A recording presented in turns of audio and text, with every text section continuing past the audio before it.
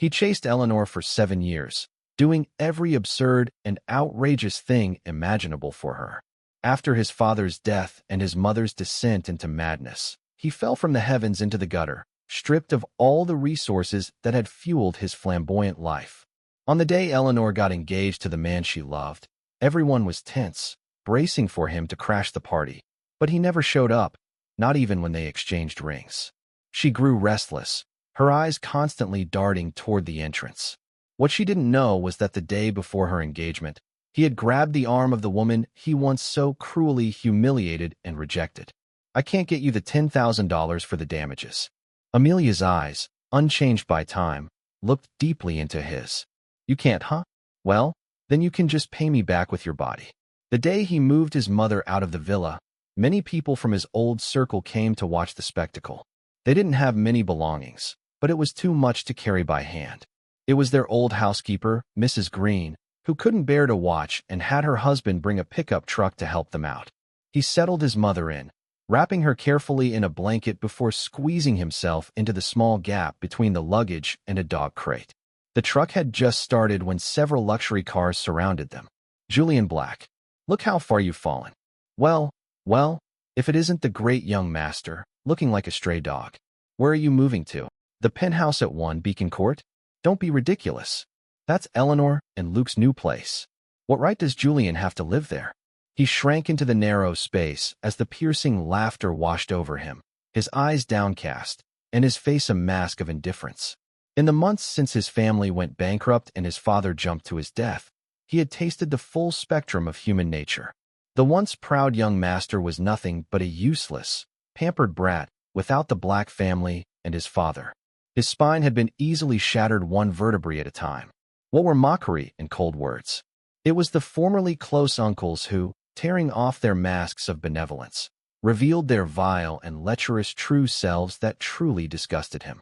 But right now, what he feared most was Eleanor's revenge. He had once used his family's status to force her to be with him, causing her true love to flee the country. She despised him, hated him to the bone, and as if on cue, the laughter suddenly stopped. He trembled as he looked up and saw her. Luke stood by her side, her arm linked with his. Her gaze was gentle when she looked at him, but when it turned to him, it was filled with nothing but cold contempt. He huddled in his small space, trying to meet her gaze calmly, but his hidden hands were clenched so tightly that his palms were bleeding. 10 days ago, someone had beaten him up, 7 or 8 slaps that left his face swollen and a tooth loose. Would Eleanor have someone beat him? Would she slap him hard, or scar his face to vent years of resentment? "Julian," she said his name coolly. "As you can see, Luke is back. If you ever bother me or hurt him again." His face turned pale. "Eleanor, I told you the day my father died. We're over. I will never bother you again." A flicker of something crossed her face, but someone in the crowd suddenly shouted, "What an act! He was so high and mighty when he was rich, and now that he's broke, he's playing the part of a fragile little victim. He really knows how to bend. Eleanor, don't believe a word he says. Don't go soft on him. Yeah, how many times has he lied to you over the years? If it weren't for his schemes, Luke wouldn't have had that accident 3 years ago." "Stop it," Luke said, his face pale, clearly still shaken by the memory.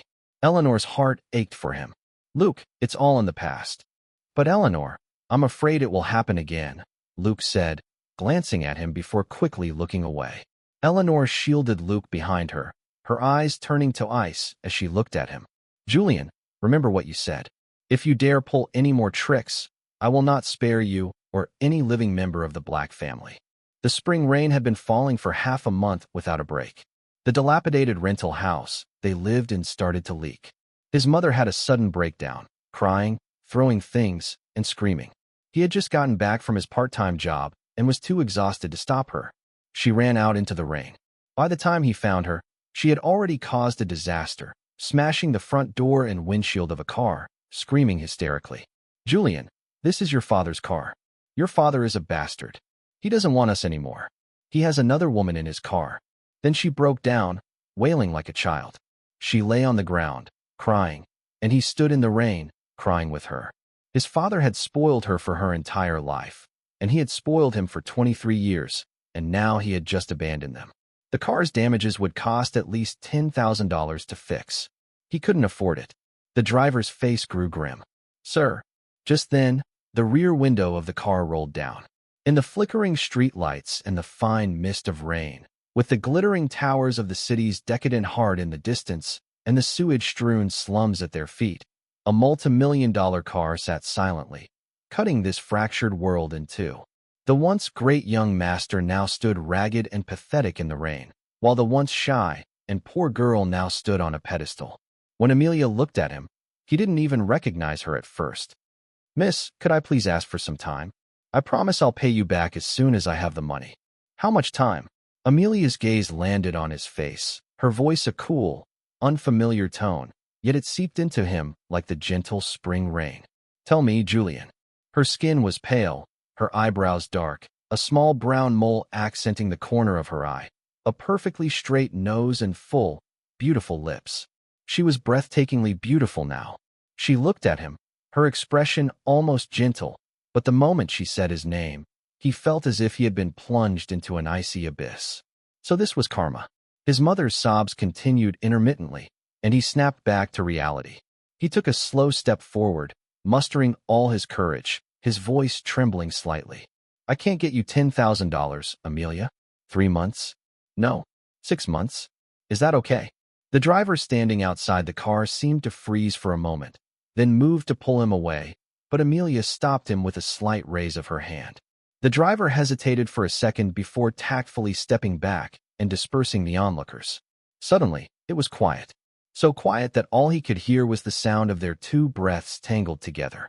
You can't, huh? Well, then you can just pay me back with your body. Pay you back with my body. He stared wide-eyed, instinctively trying to pull his hand back, but she reached out and gripped his wrist. Amelia's gaze slid from his face down to his fingertips. His hands, which had never known a day of hard work and were once finer than a girl's, were now covered in cuts and calluses, his nails short, the tips raw with broken blisters. She frowned slightly. You're not willing, are you? The reality of the situation slowly dawned on him. This was no coincidence. Even if he produced $10,000 tonight, there would be a $20,000, a $200,000 debt waiting for him in the future. This was the consequence of his youthful ignorance, a debt he had to repay. There was no escape. But how many times? How many times do you think would be enough? He bit his lip, thinking for a long, humiliating moment. He vaguely remembered one of Eleanor's friends drunkenly mentioning she had paid a clean college boy $2,000 for his first time. The shame was overwhelming. His voice was so low it was almost inaudible. 5 times.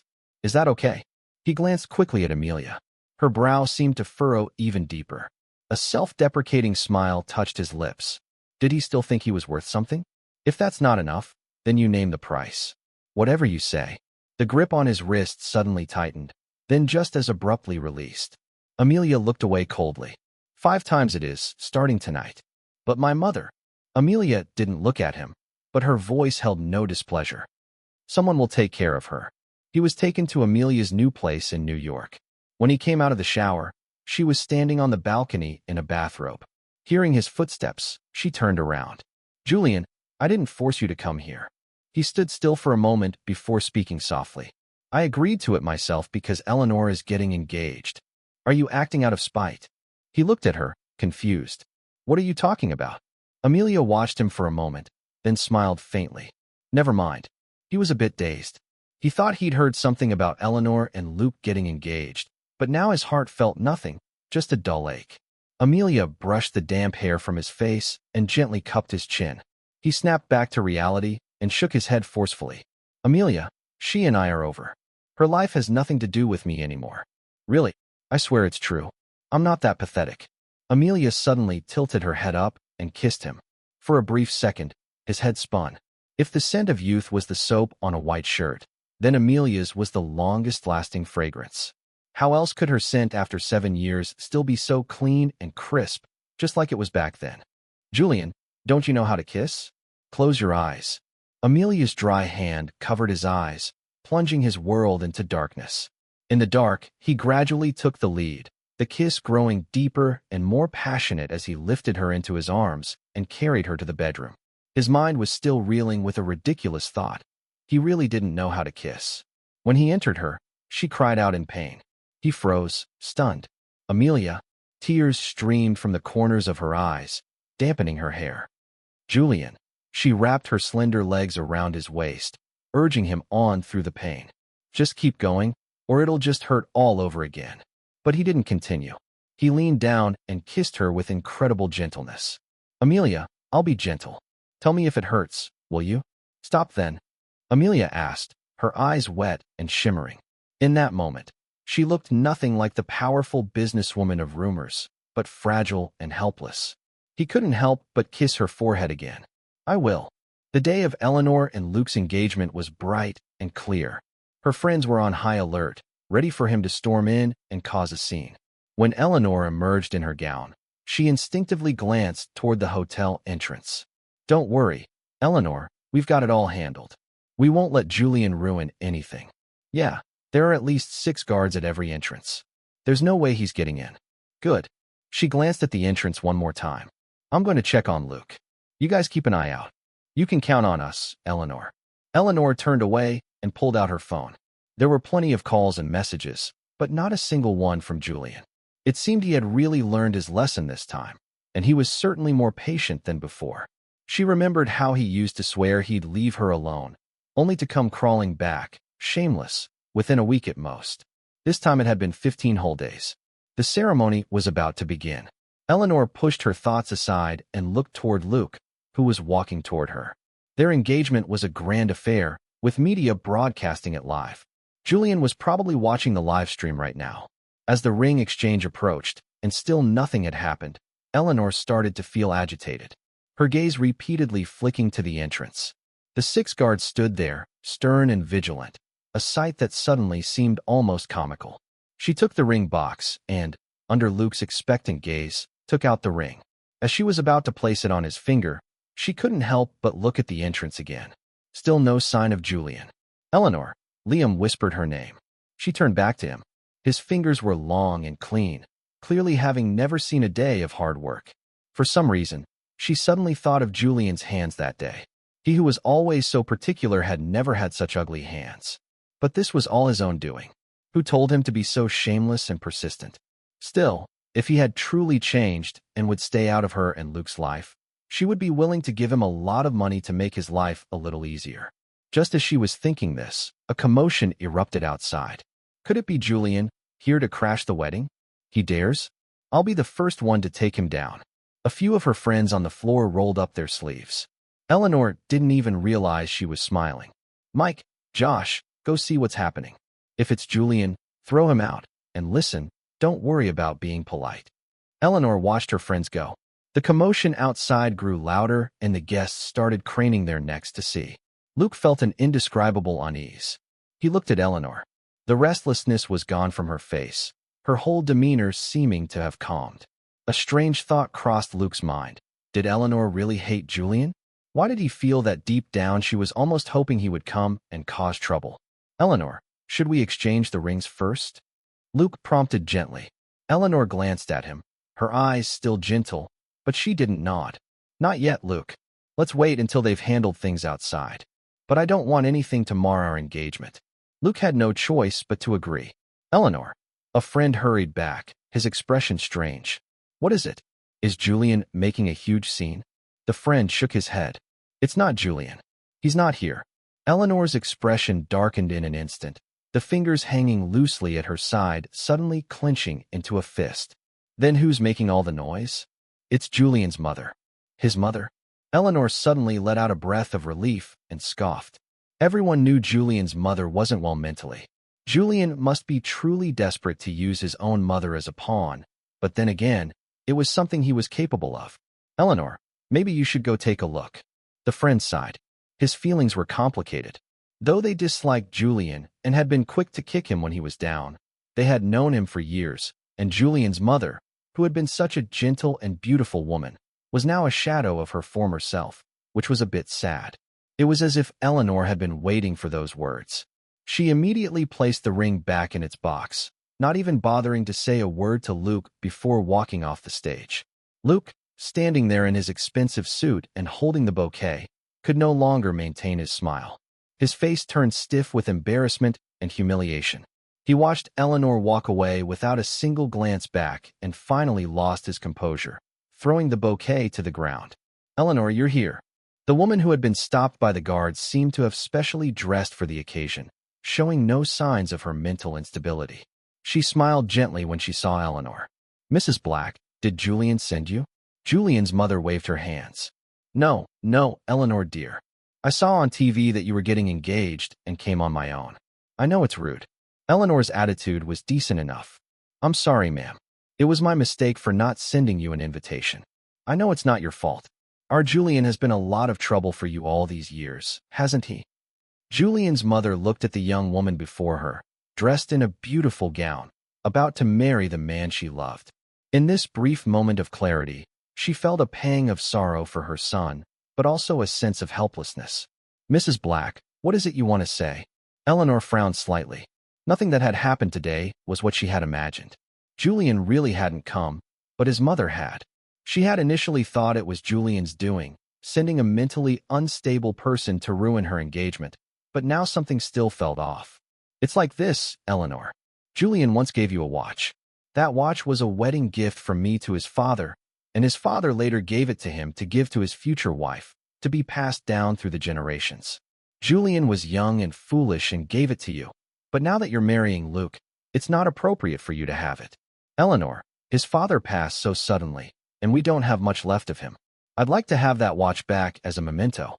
Eleanor slowly lowered her gaze to her left wrist. The watch was still there. The day Julian gave it to her, he had been so proud and arrogant, forcing her to wear it every day and never take it off. After they broke up, she should have taken it off and thrown it away long ago.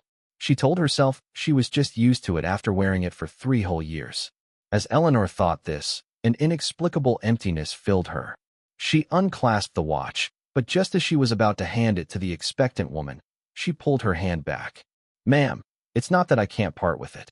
It's just that Julian gave it to me, so you should have him come and ask for it himself." With that, Eleanor put the watch back on. "Ma'am, you should go home now. I have to get back to my ceremony." Eleanor. She had already turned and was striding back into the hall. Behind her, she could hear crying and shouting. His mother must be having another episode. An inexplicable frustration welled up inside Eleanor. She waved over her assistant. "Postpone the engagement. Take care of the guests." "Miss Thorne," the assistant said, shocked. Eleanor frowned impatiently. "Just do as I say. I'll handle the elders."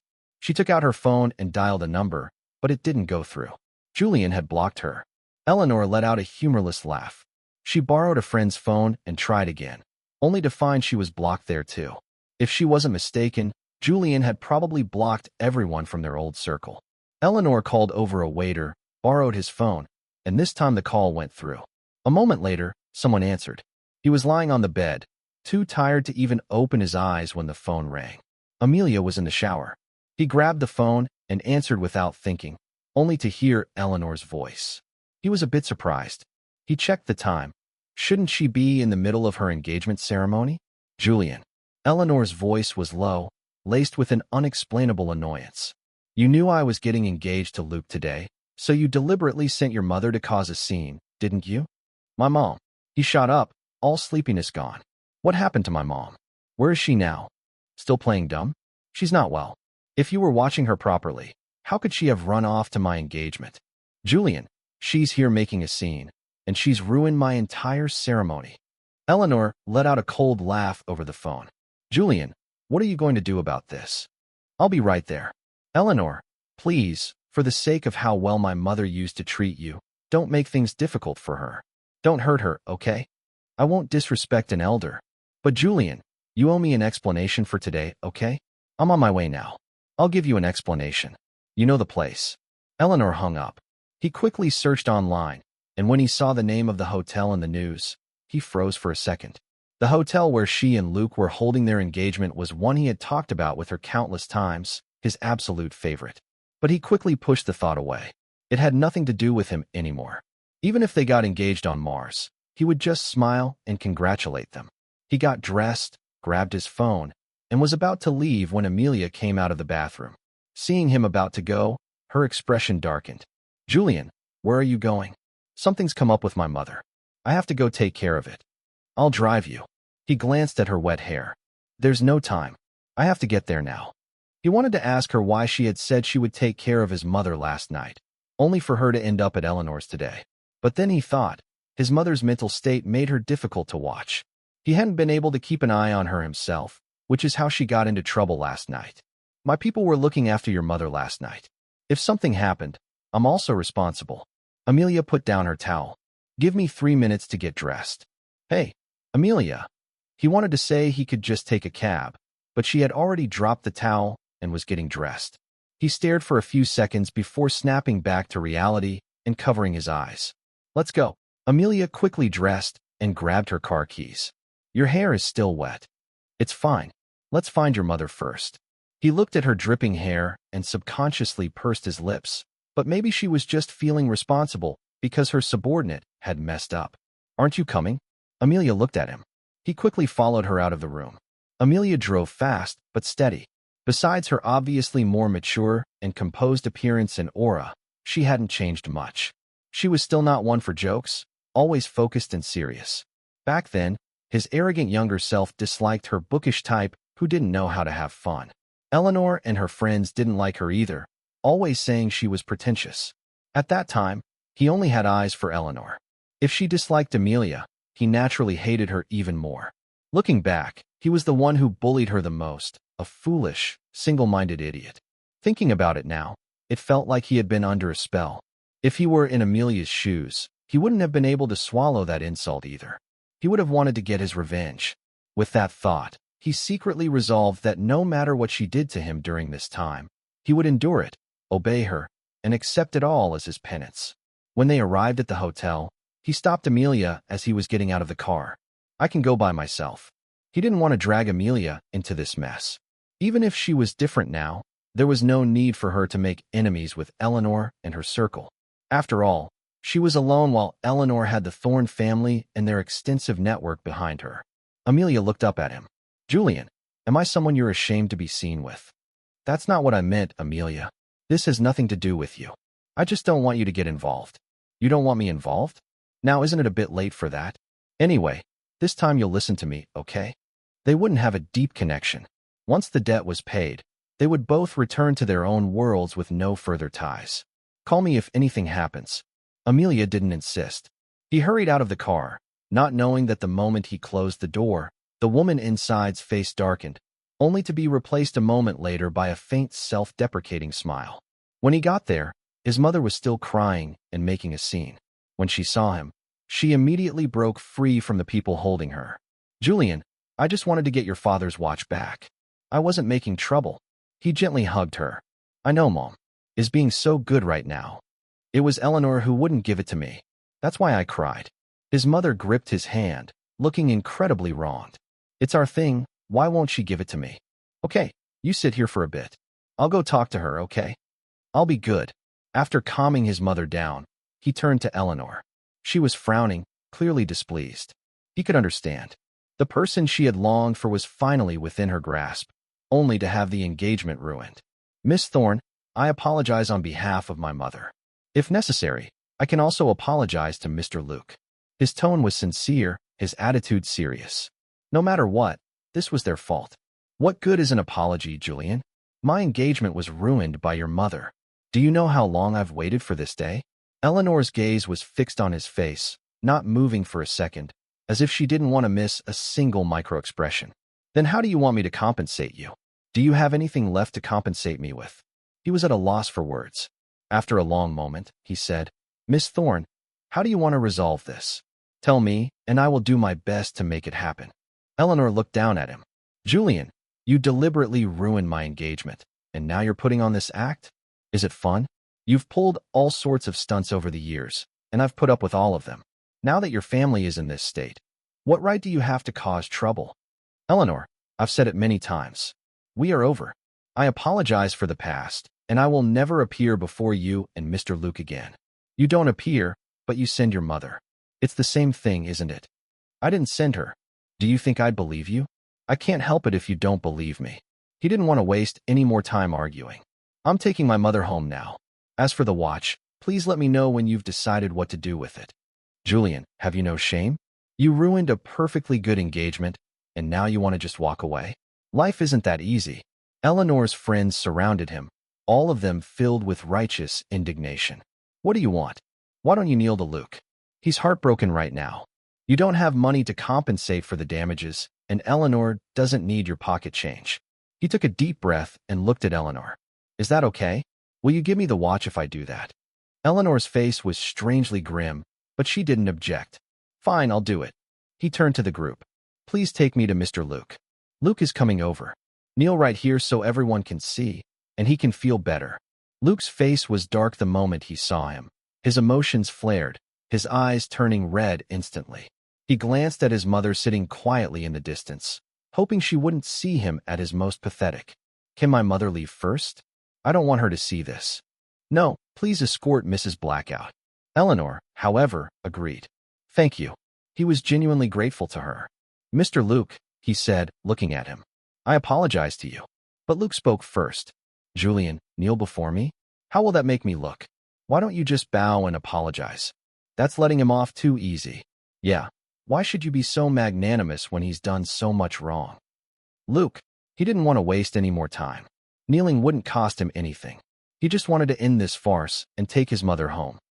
Mr. Luke, I apologize on behalf of my mother. He took a deep breath and slowly bent his knees.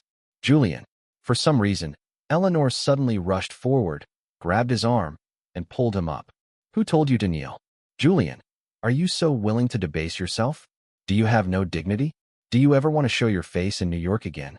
He pushed her hand away and stepped back. Miss Thorne, is this enough?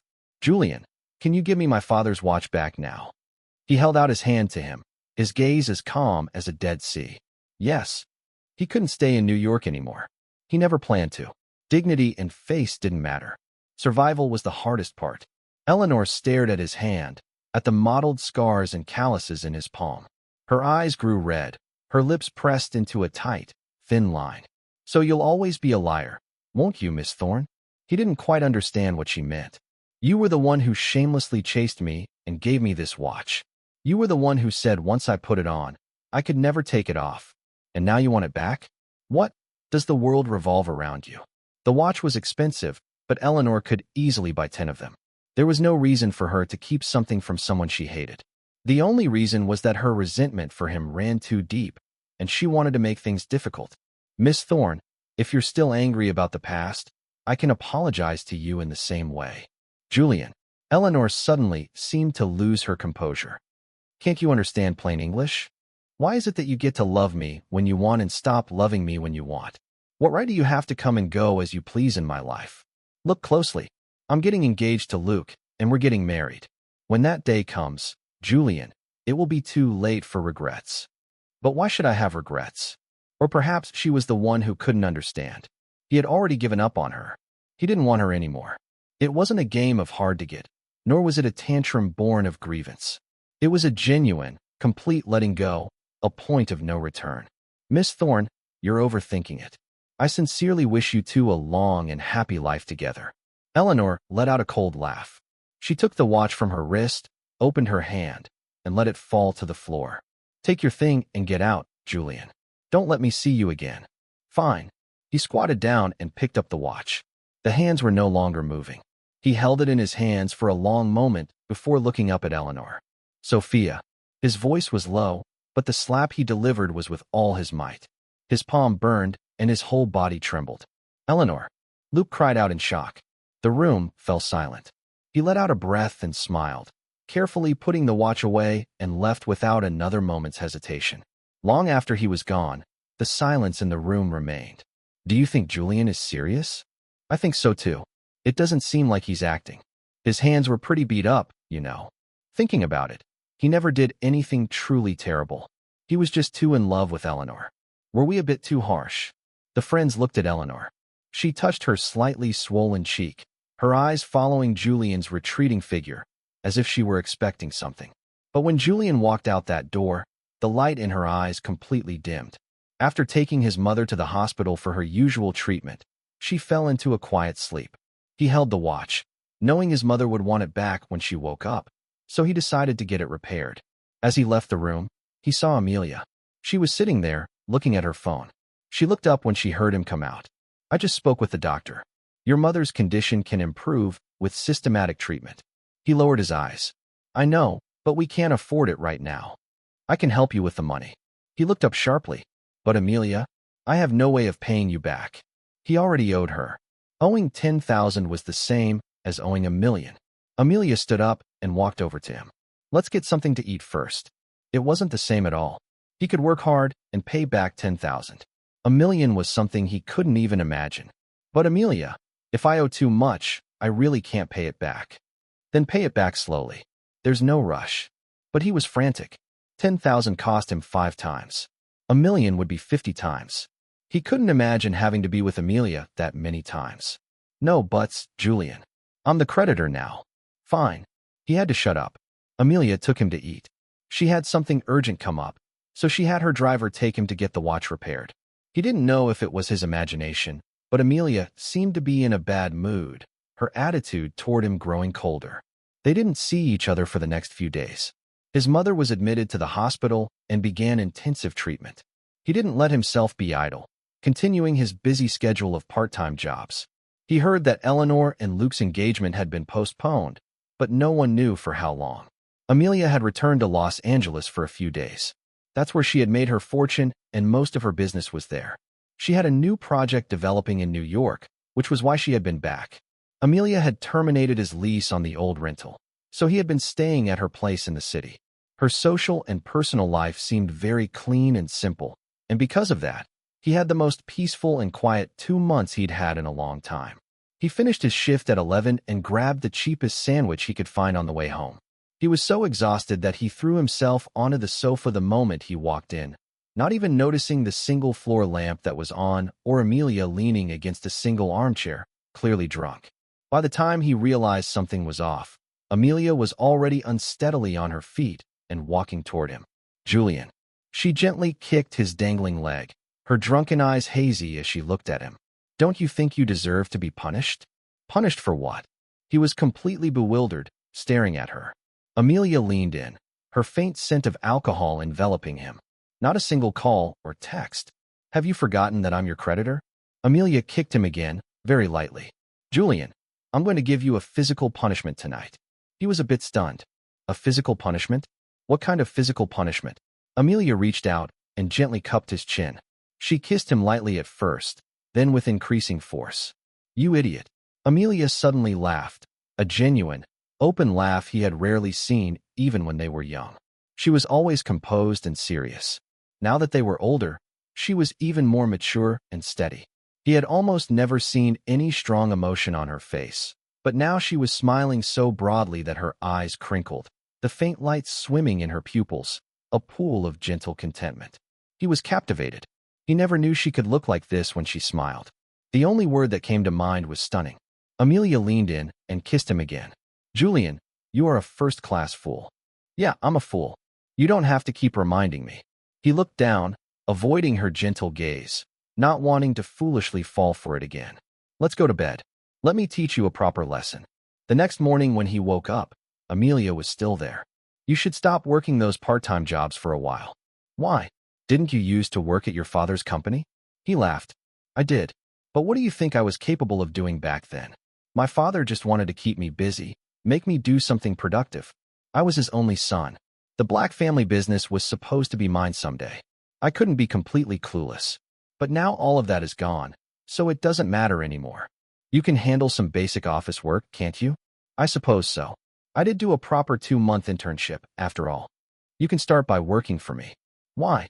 No reason. Consider it part of paying off your debt. With that reason, he couldn't refuse. A debtor has no right to choose. Get ready. You'll start coming to work with me tomorrow. Amelia saw him sitting on the bed, his hair a mess, and she actually walked over and tidied it for him. Julian, there's something I need to make clear to you. What is it? No matter what, you're my person now. A strange chill entered Amelia's eyes. If someone bullies you, it's my face, Amelia's face, that you're embarrassing. Got it. No one's been bullying me. If being humiliated and beaten doesn't count, then what does? A sudden sting filled his nose, and he almost burst into tears. So she knew everything. But what did it have to do with her? Even if he were humiliated and beaten, she should have felt vindicated. If anyone is going to bully you, it will only be me. Amelia looked at his reddened eyes with a hint of helplessness. I say a few words to you, and you're about to cry. I'm not. The tears kept falling. All right, Julian. Our past, it's all wiped clean. She leaned down, her warm lips pressing against the corner of his eye. Is it wiped clean? He knew Amelia was a woman of her word, but while she could let go of the past, he couldn't clear his conscience. He would probably never forget how, because of Eleanor, to make her happy, he had broadcast Amelia's love letter to the entire school, and he had forced Amelia to write that letter according to his wishes. He had rejected her when she first confessed to him, but later, at the urging of Eleanor's friends, he had deliberately sought her out and told her that if she wrote him a serious love letter, he would consider her.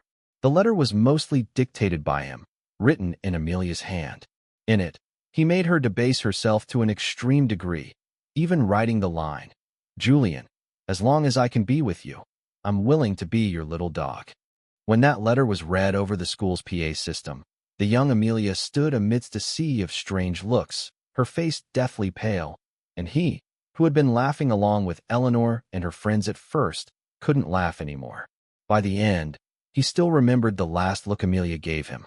There was no hatred, just a profound, unsettling calmness, like the deep sea. He regretted it instantly, but his ridiculous pride kept him from ever saying he was sorry. The night Eleanor and Luke broke up for good, she was drinking with a few friends at a club. After a few rounds, someone suddenly blurted out, Holy crap, you guys, look what I just saw. Isn't that Amelia? That manipulative girl who used to have a crush on Julian. The phone was eventually passed to Eleanor. On the screen was an 8-second video. In it, a beautiful, capable woman in a white business suit bore a faint resemblance to her younger self, and the young man in a black suit beside her. Eleanor would recognize him even if he were reduced to ashes. They looked like a boss and her subordinate. But when they got into the car, Julian protectively shielded her, and Amelia smiled at him with a certain tenderness. No wonder Julian's been so tough lately. He's got a new backer. But he was so cruel to Amelia back then for Eleanor's sake. Isn't he afraid she'll get revenge? I heard Amelia is a big deal in Los Angeles now. So why did she come back to New York? It couldn't be for Julian, could it? Julian is so poor now. Amelia could play him like a fiddle. But they don't look like she's about to get revenge in the video. You guys don't get it. Give him a little taste of sweetness, a little hope, and then crush him. Send him falling from the clouds. That kind of revenge is much more interesting. Everyone chatted on, but Eleanor remained silent. Eleanor, what do you think? If Amelia is really going to get revenge on Julian, should we warn him? Eleanor suddenly let out a cold laugh. She pushed the phone away, her voice chillingly cold. What's it to you? And what's it to me? If Amelia wants revenge, let her have it. Even if she kills him, it has nothing to do with me. Eleanor, that's a bit much. Yeah, Julian was annoying before, but he's pretty pathetic now. I just found out recently, some of those sleazy guys from the Shaw family were after him before, but he fought back hard and got beaten up pretty badly. He deserves it, Eleanor said, but her eyes were turning red. He debased himself by getting involved with that trash. Why should I care? But in truth, she had been waiting for Julian to come to her, to ask for her help. But he never did. He would rather deal with those animals than come to her. Didn't he deserve it? Just like now, he was foolishly walking right into Amelia's trap, seeking his own destruction. What did it have to do with her? If he had just come back to her like before, admitted his mistake, she, despite her dislike for him, wouldn't have abandoned him for old times' sake. But she never expected Julian to be so resolute this time. He was completely unmoved, even by her engagement to Luke. That day, when he was forced to kneel and apologize, he had actually done it without any resistance. The fire of frustration in Eleanor's heart burned hotter and hotter. Perhaps it was the alcohol, but she couldn't sit still any longer and left the room. He never expected to see Eleanor again, let alone sitting so calmly across from her at a table. Julian, did you know Amelia has a fiancé in Los Angeles, arranged by her family? Eleanor's directness surprised him, but then he thought she was 2 years older than him and successful. It was normal for her to be at an age for marriage. From your expression, you've been kept in the dark. What are you trying to say? Her reason for coming to New York? I think you can guess some of it, Julian. As a woman, I know how a woman's mind works. Take my advice and leave her before it's too late. You also think she's going to get revenge on me, don't you? Eleanor looked at him with pity. Julian, no one can forget that kind of humiliation. I know. He looked at her calmly. I was the one who was terribly wrong back then. So even if she gets her revenge, I'll accept it. Julian, if there's nothing else, I should get back to work. He stood up to leave. Eleanor grabbed his wrist, her expression a little awkward. Julian, we've known each other for so many years. I can't just watch you walk into a fire. How about this? We get engaged as we planned before. After all, only my family and I can protect you. And whatever you owe Amelia, we'll pay her back with money. He pulled his hand away forcefully. Do you think she looks like she needs money? No one has too much money. If she's still not willing, I can have someone give her a good deal on her business in New York. Eleanor, why are you doing this? You hate me so much. Shouldn't you be happy to see me miserable? And if you're getting engaged to me, what about your precious Luke? It was laughable. The person she once loved so deeply she could break up with just like that, and the person she once hated so much she wished he were dead, she now wanted to marry. He really didn't understand and didn't want to understand people like her. We broke up, Julian. We're completely over. I was wrong about what happened before. I only just found out that Luke lied to me. You never bullied him. Eleanor's gaze was intense as she looked at him. Julian, will you consider my proposal? He didn't answer. He just picked up the glass of water in front of him and threw it in her face. Eleanor, I don't take back garbage. Julian, you're always so stupid and stubborn. Eleanor wiped the water from her face, her eyes filled with anger. You have to hit rock bottom before you regret it, don't you? Does it have anything to do with you? Julian, you loved me for 7 years, chased me for 7 years. I know what you want, and I'm willing to marry you now. He let out a very soft laugh. Eleanor, if you could turn back time to the moment my father took his last breath and say those words, maybe I would consider it. But you can't, so there is absolutely no possibility between us. Julian. Eleanor tried to grab him, but he dodged her again. You like Amelia, don't you? Eleanor's smile was bleak. I saw you the other day at that party with Amelia. The way you looked at her was the same way you used to look at me a long time ago. You're wrong. He raised an eyebrow at her. It's not the same. Because a man always has a special feeling for his first woman. What did you say? Eleanor was stunned, but he paid her no more attention and strode out of the cafe. There was still an hour left of work. Amelia was probably busy, but he had a question for her. Mr. Black, you're finally back. Ms. Vance was looking for you earlier. When she heard you were out meeting a friend, she asked what friend. She seemed really unhappy. Mr. Black, you should be careful when you go in there. He was surprised. He had only been gone for half an hour, and Amelia had happened to be looking for him even though she was in a meeting before. Okay, thank you. I'll go right now. He took a deep breath, straightened his wrinkled shirt, and hurried to Amelia's office. When he knocked and entered, she didn't even look up from her work. He stood there for a full half hour before he couldn't take it anymore. Miss Vance, did you need me for something? Amelia's hand paused. She looked up at him for a second before going back to her work. Amelia, if you don't need anything, then I have something to ask you. At that, Amelia put down her pen. She leaned back in her chair, looking at him indifferently. What is it? Do you have a fiancé? He didn't want to beat around the bush. Being a third wheel was completely different from paying off a debt to a single creditor. Who told you that? He faltered for a moment. Before he could answer, Amelia let out a cold laugh. What? Your ex-fiancé cheats on her new fiancé and now wants to sling mud at me. He was a bit confused. It took him a moment to understand what she meant. So you don't have a fiancé? No. Amelia's gaze grew even colder. Julian, I don't have the time or energy to waste on men. Besides, you alone are enough to keep me busy. How do I keep you busy? Amelia looked at him for a long moment before slowly saying, 1. You're dense. Amelia, what's the rush? I'm not finished. A hint of a smile touched Amelia's eyes. And dealing with you alone is already exhausting enough. You're the one who's insatiable. The words were out before he could stop them. Yes, I'm insatiable, so you'd better not complain about being tired tonight. You're going to satisfy me. And tonight, you're going to write me a love letter in bed. You'll write exactly what I tell you to write. Are you going to read it at a company meeting? Amelia, if you think that kind of content won't damage your reputation, go ahead. What kind of content? He was a little confused. Back then, He had only forced her to write a lot of fawning, sycophantic things. Julian Black loves Amelia. Julian Black loves sleeping with Amelia. Julian Black wants to sleep with Amelia every night. Julian Black also wants to do it with Amelia in the office, in the study. Amelia, you're insane. He lunged forward to cover her mouth. So, are you going to write it or do it? He thought for a moment. Writing it would be too humiliating. They were going to do it anyway, so doing it was the better option. Let's do it. Good. Then we'll start with the fourth sentence. A faint smile played on Amelia's lips. Julian, kiss me. He slowly leaned down. As his lips touched hers, Amelia whispered, Julian, I forgive you. I still like you more than I did 7 years ago. Amelia, don't say anything. Wait until one day you say the words I want to hear, then tell me. He shook his head slightly, looking at her stubbornly. Amelia, I have to say this. I'm sorry for all the stupid, hurtful things the old Julian did to you. I never blamed you. I know, but all these years, whenever I thought of you, I regretted it. His eyes started to sting. Amelia, I also have to thank you. Don't thank me, Julian. Just love me, okay? And if you don't really love me, at least don't hate me. Amelia, I think I do like you.